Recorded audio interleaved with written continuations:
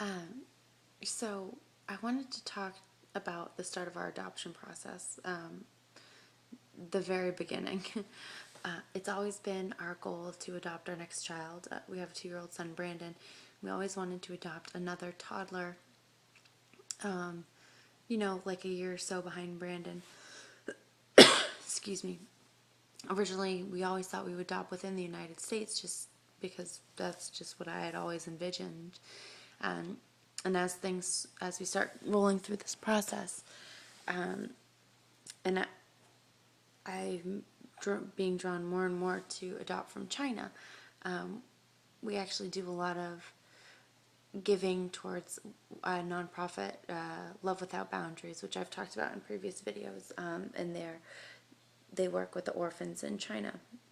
And there's 2 boys that we have got our eyes on, that we're pretty attached to. One's 11 and one's going to be 2. Now, it's been an interesting process, and I'm learning something every day. But in China, as I'm coming to find out, basically, if you're an orphan and a boy over there, you're considered special needs. Boys from China don't typically get adopted as often or as much as girls do, and as well, boys and girls, as the children get older, they're considered more special needs because they're considered, quote unquote, like not less adoptable, but less likely to be adopted. Apparently, everyone wants the newborns in, a year and under. And one of the little boy who's 11 that we're looking at, who I've just fallen in love with. He's been in an orphanage since he was 5, and I've just been trying to learn a little bit about the orphanages and the culture. And I guess when you're an orphan, you don't have a last name, obviously, so they give the orphans the last name of the town that they're from. So from day one, if you're an orphan in China and you don't get adopted, you're branded for life. Your last name becomes that of the town. And they're kind of, not blackballed, but kind of, that it's harder for orphans growing up there to find jobs, to get steady work, to be accepted into schools. Just overall, life growing up as an orphan in China is just not conducive to growing and conducive environment for a child.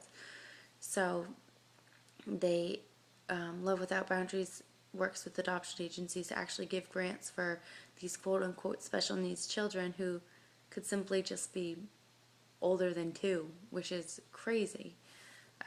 So I've been really drawn to that and really looking into research and doing research. But one of the things that China has probably the strictest, I don't know if this is true or not, just from what I've seen so far, the strictest adoption policies than any other country, in my opinion.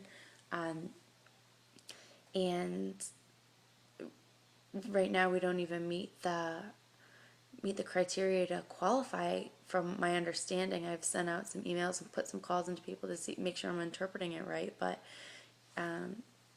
couples have to be, or anyone, they'll adopt children to single women and married couples, and you have to be over 30. You have to, couples have to have over, I think it's like $100,000 in value, single people $80,000, or that might be reversed. And you have to be married for a certain amount of years, stuff like that. But Saul and I I'm 27, he's 28, so it sucks. We meet the marital criteria, the financial criteria, but this age criteria, I mean, I wouldn't be able to adopt for another 3 years, submit an application from 3 years if I'm understanding it correctly. So Brandon will be 6. So I'm trying to navigate these waters. So if anyone has any information they can share with me, I would greatly appreciate it. Or any advice from anyone who's has adopted from China or anywhere. We can use it.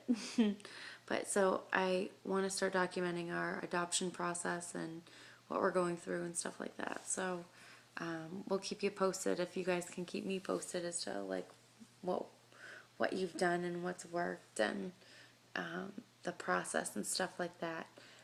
We're looking through adoption agencies now, but I guess this is just the main hurdle we have to get over, is see if we even qualify age-wise. But yeah, that's it. I hope you guys are having a good night. This is my, third video for today. I'm on a roll. I've been on fire today. But okay, so thank you for your support and for watching this video. And if you can help us or give us any information at all, I'd really appreciate it. Thank you.